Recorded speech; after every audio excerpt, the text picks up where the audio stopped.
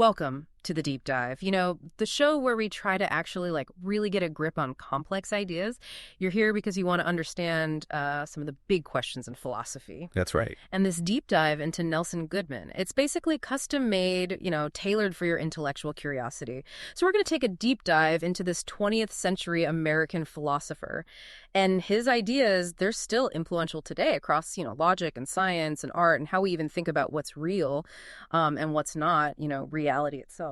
Yeah, I mean, Nelson Goodman, he was really a major figure, I think, in 20th century philosophy. I mean, he lived from 1906 to 1998 and was, never one for disciplinary boundaries. Like, his mind just ranged so freely from the most formal logic to, aesthetics, philosophy of art. And in every area he touched, he really made original contributions. I mean, not just, tinkering around the edges, but introducing, deep and influential ideas. So, yeah, any philosopher today trying to understand the 20th century has to understand Goodman. Definitely. And, you might have come across some of his ideas already, maybe without even realizing it. Think about that whole GRU paradox, right? Which really kind of messes with how we think induction works. Yeah. Or the idea of reflective equilibrium, which, keeps popping up in all these, ethics debates and how we know things. And then there's his take on irrealism and his work on mereology, parts and wholes. Yeah. And, of course, his whole theory of symbols. Wow. Yeah, huge. So, he did a lot. But our goal here, today, is to bring together some of the main, threads of his thought, the really important part. That's right. So in this deep dive, we're going to focus on, first, we'll talk about his life a bit, and then we'll get into this idea of anti-absolutism, which is a core idea for him. Right. And then we'll go from there into his work on induction, and then after that, we'll talk about logic and language and meaning. Then we'll talk about mathematics and nominalism and mereology, and finally, we'll get to his metaphysical views, particularly this whole irrealism and world-making thing. Right. But we're not going to talk about his aesthetics today because, that really needs its own, separate, deep dive. Absolutely, yeah. And for this one, our main source is going to be the Stanford Encyclopedia of Philosophy, the entry on Nelson Goodman. I mean, everyone knows that, right? Of course. Yeah. So let's start with his life. Yeah. What kind of life led him to, come up with these kind of mind-blowing ideas? Yeah.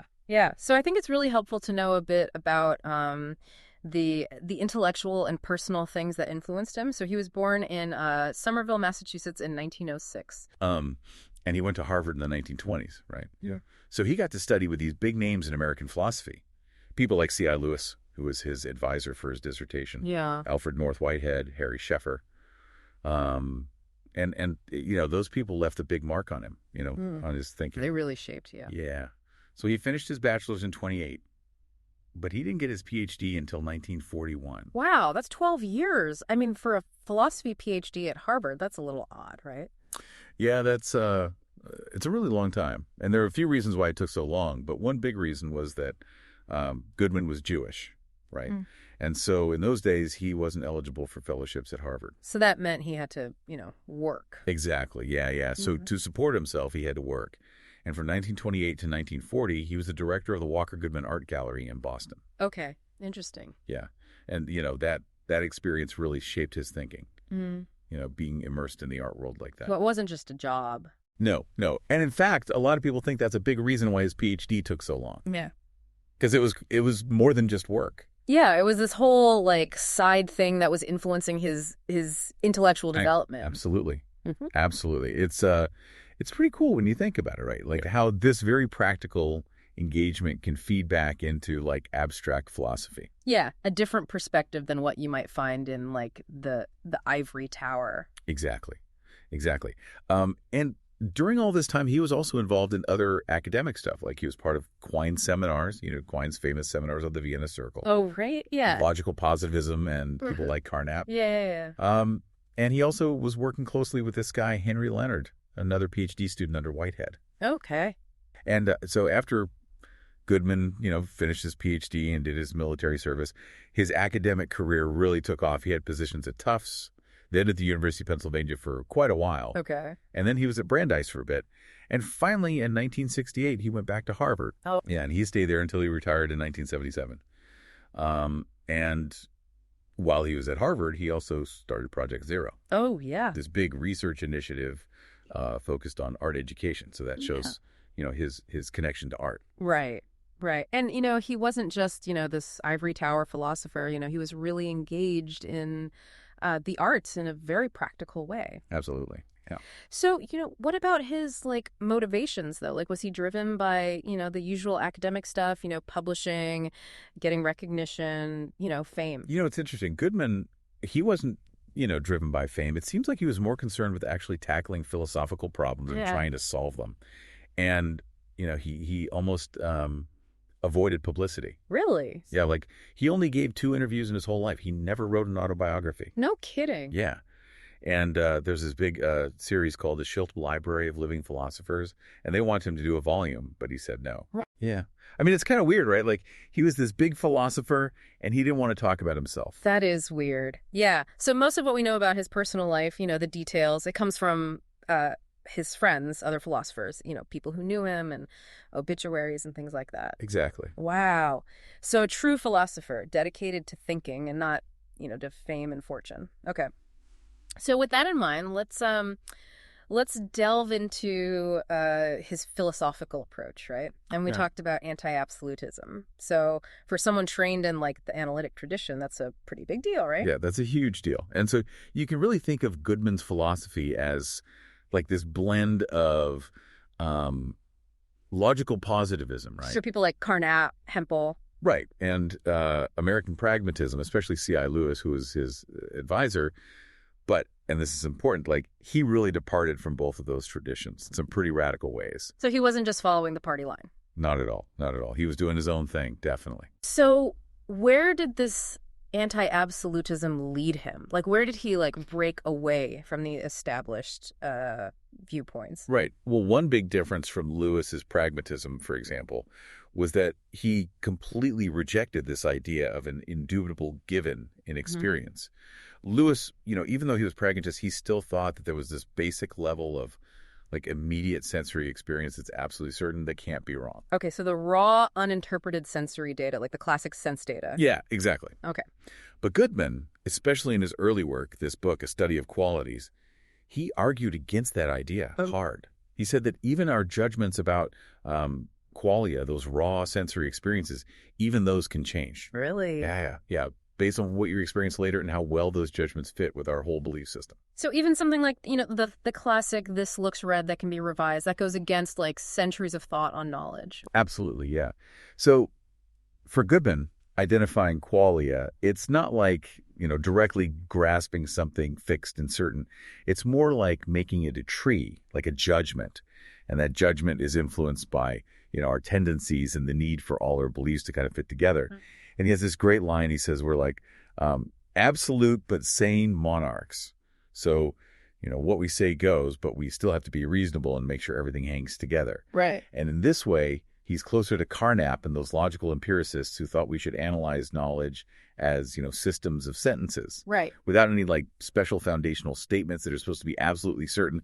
They prefer to analyze things in the formal mode, focusing on the logic of our claims rather than trying to draw a line between raw sense data and more complex judgments. But didn't Lewis object to that, though? Like, didn't he say they were losing touch with the importance of experience? He did. He thought that by just focusing on the formal structure, language and logic, the logical empiricists were leaving out the really important part of direct felt experience, the ground of our knowledge. Right. And he worried that without those basic certain statements, about how things appear, epistemology would basically just become a coherence theory of truth. Right, where everything's just justified by like how well our beliefs fit together without any connection to, the actual world out there. Right. And Goodman was totally fine with coherence theory, much more so than Lewis was comfortable with. Lewis even said that Goodman was a little more pragmatic than I dare to be. Oh, wow. Yeah. So, big difference there. Okay, so Goodman's anti-foundationalism, it's not just about, what we can know. It's also about, what exists, logic, the systems we use to represent the world. It's like a total rejection of these absolute, unshakable foundations. Absolutely. Yeah, and you see this throughout his work. Just like he didn't think there's this, bedrock of sense data, he also questioned whether there are, like, ultimate fundamental things that exist or, logical principles that are unquestionable or, ways of representing the world that are somehow privileged. And this connects to Carnap's principle of tolerance, Right. which basically said we should be open-minded about, what exists, logic, and how we use language. Yeah. So for philosophers who want those solid foundations, Goodman's going to be a little scary. Yeah. Yeah. But for people who are interested in how our, conceptual schemes change and how they're not like fixed and absolute, it's really interesting stuff. Okay, so if there aren't any absolute foundations, then what about meaning? The analytic synthetic distinction, which was so important for logical positivism, how did Goodman deal with that? Right. So this is another area where he really departed from the logical positivists. He ended up rejecting the whole idea of a sharp analytic synthetic distinction. This idea that some statements are true just because of what they mean, while others are true based on facts about the world. Right. The classic distinction. Yeah. And this came out of these really interesting letters between Morton White and Quine and Goodman in the late 1940s.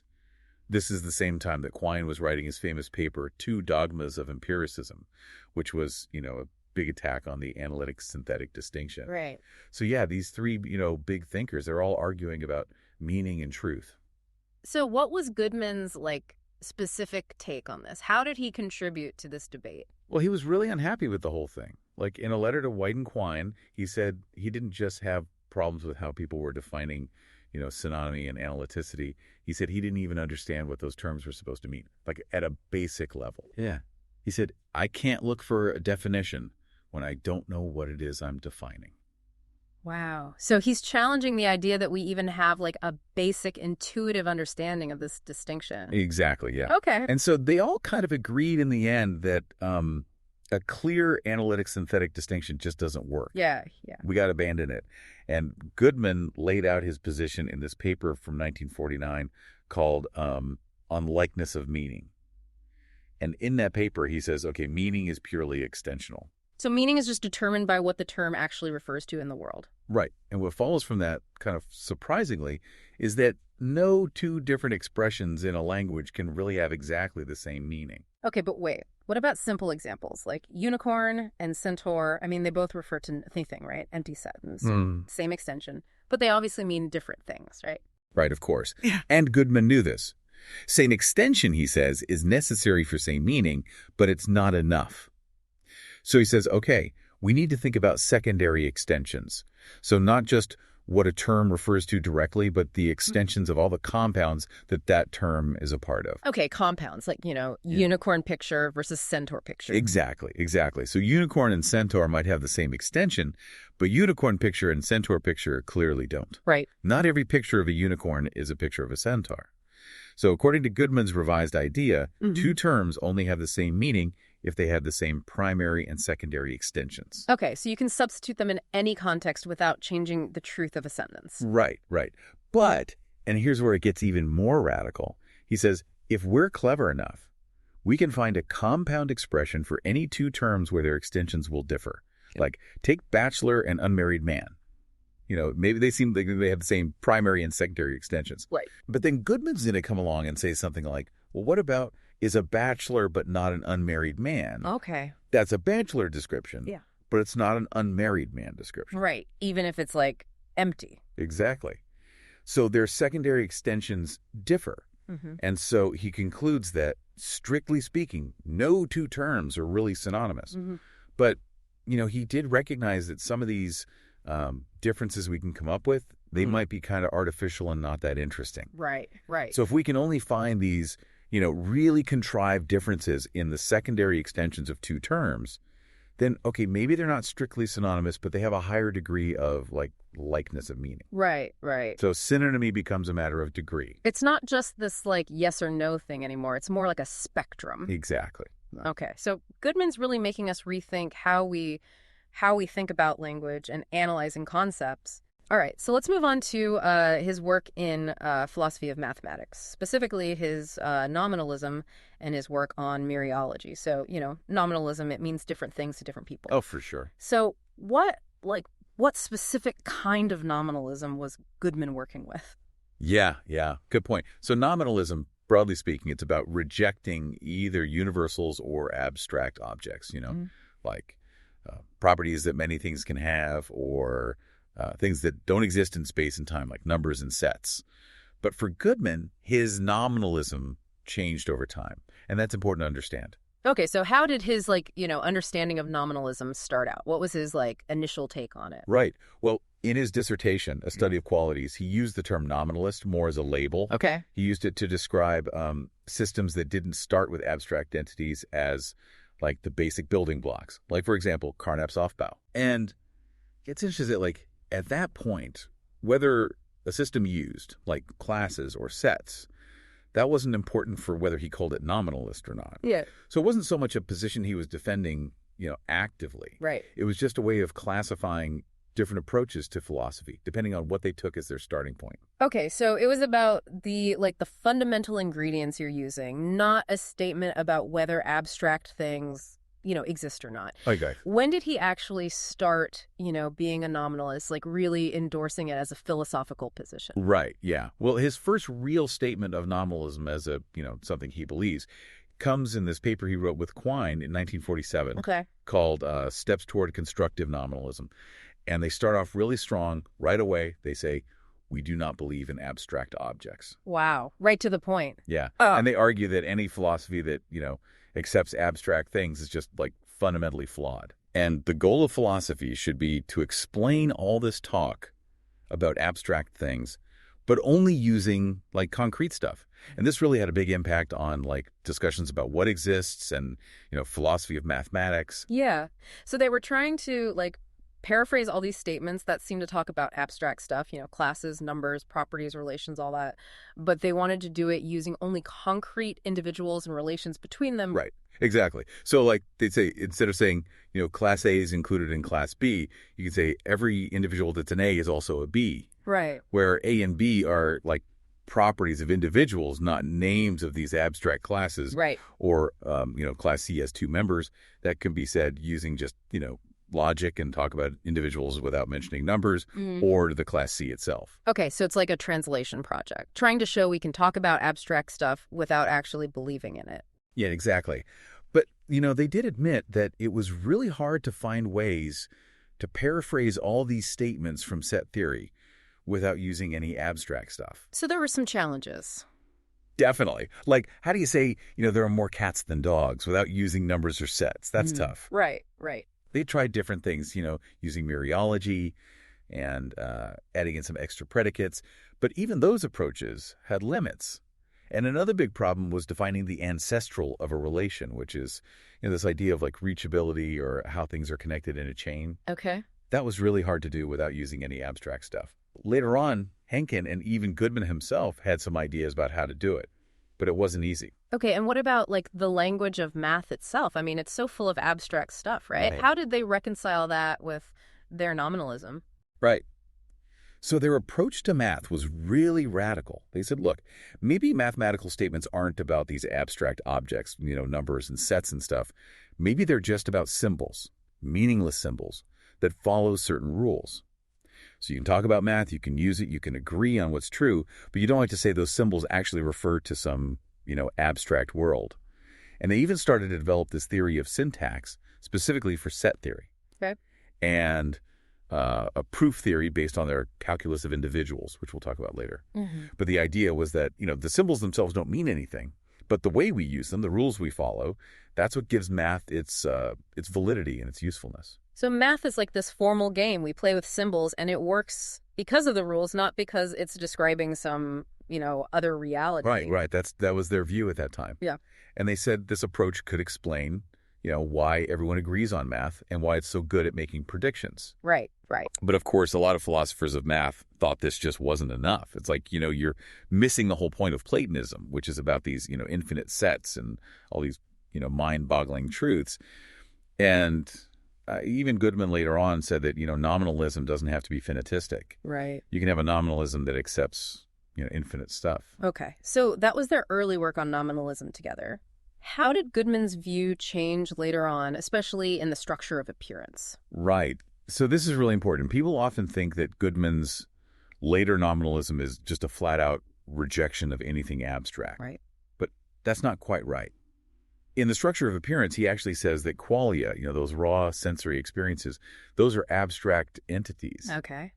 And some of them he even treats as universals. Mm-hmm. So his mature nominalism, which you really see starting with the structure of appearance, it's more specifically about rejecting sets. Okay. Like, he doesn't want to use sets as the basic building blocks of his system. So it's not that everything abstract is bad. It's more like a specific aversion to sets. Exactly, yeah. Okay. And he had problems with things that aren't extensional, too, like properties thought of as intensional objects. But the main thing for his nominalism was this commitment to extensionality. Okay. Sometimes he even included that in his definition of nominalism. Mm-hmm. But, to be precise, for Goodman in his later work, nominalism is basically the refusal to use classes or sets as, like, fundamental in a system. Okay. And he had two main reasons for this. First, he thought it was methodologically better. Okay. He said, look, if I can build a whole system using only individuals and mereological parts and wholes, then even a Platonist should be okay with that. Okay. And second, he was all about, simplicity. Eat it simple. Yeah. He said, if we can avoid talking about sets, then our ontology, what we say exists, is going to be simpler. And he even pointed out that you could always, add sets back in if you want. Right. You can always replatonize a nominalistic system. Right. But the point is, you can do without them. So, it's like a minimalist approach. Start with as little as possible. Okay. And then if you really need those extra bells and whistles, you can add them later. Yeah. Okay. Did he, have a specific rule or criterion for, figuring out whether a system is really nominalistic? Yeah. So later on, he said, okay, you can tell if a system's nominalistic based on its generating relation. Okay. Generating relation. Yeah. So that's, the basic way that you combine things to make new things in the system. And he says, a system is nominalistic if and only if its generating relation doesn't let you make more than one thing from the same, basic parts. So basic, same content, same thing. Yeah. Like in mereology, the relation of part and the operation of, taking the mereological sum, that works because parthood is transitive. So if you take the same two individuals, A and B, their mereological sum is a unique individual. But set theory doesn't work that way. You can take the same two things, A and B, and make all sorts of different sets from them. Right. So the set of A and B, the set of that set, you get really complicated. And these are all different sets, even though they're ultimately made of the same things. Okay, so one way of combining things always gives you the same result, while set theory lets you create all these different levels and types of collections from the same basic elements. Exactly. But was this criterion, without problems? No, of course not. I mean, there are always problems, right? Right. David Lewis, for example, he said this criterion was like question begging. Okay. He said, look, if you're not already against sets, if you're fine with them, then this criterion isn't going to convince you to become a nominalist.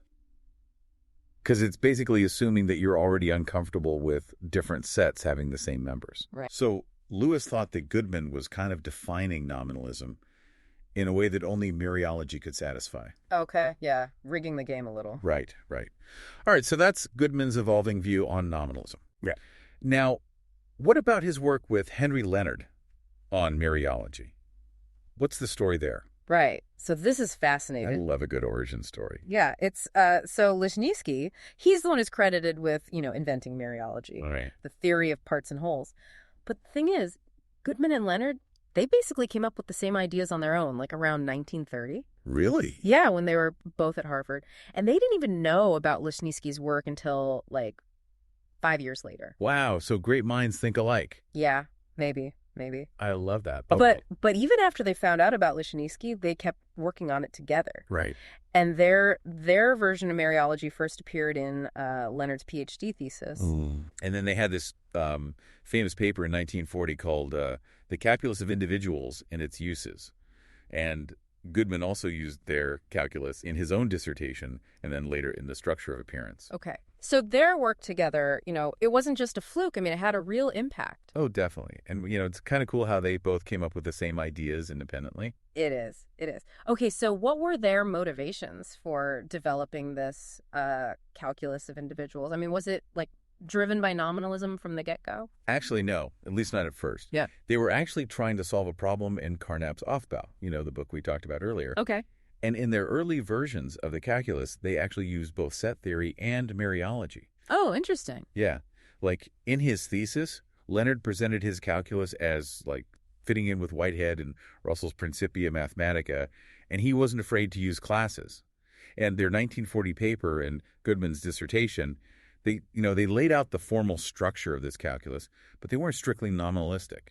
Okay, so it was more about the technical details of like building a system, not so much a deep philosophical commitment yet. Right, right. It's not until they start working with Quine in that 1947 paper, and then later in the structure of appearance, that they really try to get rid of sets altogether. Okay, So the calculus becomes, got it. fully nominalistic. Got it. Okay, so what are some of the core ideas in this calculus of individuals? Right. So one key concept is parthood, being part of something. Right. And unlike set membership, parthood is transitive. So if A is part of B and B is part of C, then A is part of C. Exactly. But here's the thing. In their system, they didn't take part as like a basic undefined notion. Okay. They defined it using other things, specifically either overlap or discreteness. Overlap meaning things have a part in common. Right. Discreteness meaning they have no parts in common. Exactly. And those were like the starting points, the undefined terms. And they had these rules about mereological summation. So for any two things, there's this unique thing that's their sum, and it contains all their parts. And then they also had this idea of mereological fusion, which is basically summation but generalized. So you can take the sum of like any set of things. But of course, later on, when they get more strict about nominalism, they define it without mentioning sets directly. Okay, and when you say sum here, you